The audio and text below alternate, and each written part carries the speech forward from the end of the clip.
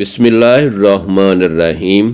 اللہ کے بابرکت نام سے شروع جو بڑا مہربان اور نہایت رحم کرنے والا ہے۔ دیکھتی آنکھوں اور سنتے کانوں کو میرا سلام۔ فخر ساؤتھ افریقہ ہلیمٹن ناکی، وہ ان پڑھ شخص جس نے دنیا میں سب سے زیادہ ڈاکٹرز کو آپریشن کرنا سکھائے اور تربیت دی، لیکن خود اس نے یہ سب کچھ کہاں سے سیکھا؟ ایسی داستان جو نوجوان نسل کو ضرور معلوم ہونی چاہیے۔ محنت اور لگن انسان کو عروج پر پہنچا سکتی ہے، اور اس کی مثال جنوبی افریقہ کے ہلیمٹن ناکی ہے، جو کہ ایک ان پڑھ شخص تھا، مگر اس کی محنت لگن نے اسے بام عروج پر پہنچا دیا۔ جنوبی افریقہ کے دارالحکومت کیپ ٹاؤن کی میڈیکل یونیورسٹی کو طبی دنیا میں ممتاز حیثیت حاصل ہے، جبکہ دنیا کا پہلا بائی پاس آپریشن اسی یونیورسٹی میں ہوا تھا۔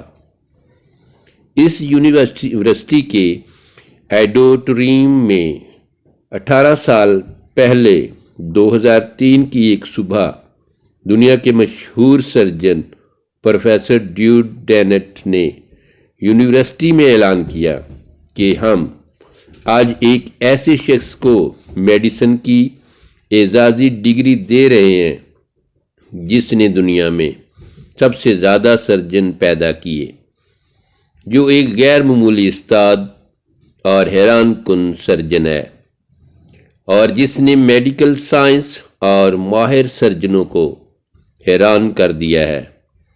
اس اعلان کے ساتھ ہی پروفیسر نے ہلیمٹن ناکی کا نام لیا، اور پورے آڈیٹوریم نے اس سیاہ فام شخص کا کھڑے ہو کر استقبال کیا۔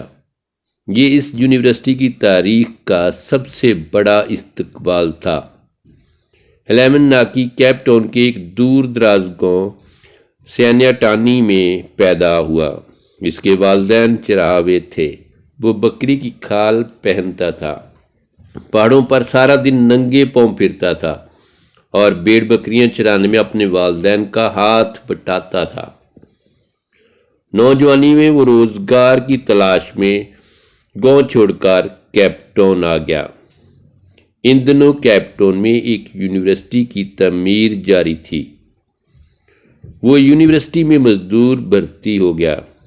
اسے دن بھر کی مشقت کے بعد جتنے پیسے ملتے تھے وہ ان کا زیادہ حصہ گھر بھیج دیتا تھا، اور خود تھوڑا بہت کھا کر اور چنے چبا کر کھلے میدان میں سو جاتا تھا۔ وہ کئی برس مزدور کی حیثیت سے کام کرتا رہا، اور پھر اسی یونیورسٹی میں مالی بھرتی ہو گیا۔ اسے ٹینس کورٹ کی گھاس کاٹنے کا کام ملا۔ وہ روز ٹینس کورٹ پہنچتا اور گھاس کاٹنا شروع کر دیتا۔ وہ 3 برس یہ کام کرتا رہا۔ پھر اس کی زندگی میں ایک عجیب موڑ آیا، اور وہ طب کی جدید تاریخ میں اس مقام تک پہنچ گیا جہاں آج تک کوئی ان پڑھ شخص نہیں پہنچ سکا۔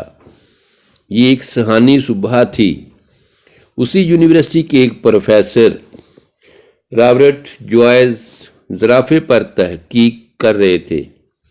وہ یہ دیکھنا چاہتے تھے کہ جب زرافہ پانی پینے کے لیے گردن جھکاتا ہے تو اسے غشی کا دورہ کیوں نہیں پڑتا۔ انہوں نے آپریشن ٹیبل پر ایک زرافہ لٹایا، اسے بے ہوش کیا، لیکن جو ہی آپریشن شروع ہوا زرافے نے گردن ہلا دی۔ چنانچہ انہیں ایک ایسے مضبوط شخص کی ضرورت محسوس ہوئی جو آپریشن کے دوران زرافے کی گردن جکڑ کر رکھے۔ پروفیسر تھیٹر سے باہر آئے۔ سامنے ہلیمٹن گھاس کاٹ رہا تھا۔ پروفیسر نے دیکھا وہ ایک مضبوط قد کاٹ کا صحت مند جوان ہے۔ انہوں نے اسے اشارے سے بلایا اور اسے زرافے کی گردن پکڑنے کا حکم دیا۔ ہلیمٹن نے زرافے کی گردن پکڑ لی۔ یہ آپریشن 8 گھنٹے جاری رہا۔ اس دوران ڈاکٹر چائے اور کافی کے وقفے کرتے رہے، لیکن ہیملٹن زرافے کی گردن تھامے کھڑا رہا۔ آپریشن ختم ہوا تو وہ چپ چاپ باہر نکلا اور گھاس کاٹنا شروع کر دی۔ دوسرے دن پروفیسر نے اسے دوبارہ بلا لیا۔ وہ آیا اور زرافے کی گردن پکڑ کر کھڑا ہو گیا۔ اس کے بعد یہ معمول بن گیا۔ وہ یونیورسٹی آتا، 8-10 گھنٹے آپریشن تھیٹر میں جانوروں کو پکڑتا اور اس کے بعد ٹینس کورٹ کی گھاس کاٹنے لگتا۔ ہیملٹن کی کئی مہینے دونوں کام کرتا رہا۔ پروفیسر رابرٹ جوائس اس کی استقامت اور اخلاص پر متاثر ہو گیا اور اسے مالی سے اسسٹنٹ بنا لیا۔ ہیملٹن کی پروموشن ہو گئی۔ وہ اب یونیورسٹی آتا، آپریشن تھیٹر پہنچتا اور سرجنوں کی مدد کرتا۔ یہ سلسلہ برسوں جاری رہا۔ 1958 میں اس کی زندگی میں دوسرا اہم موڑ آیا۔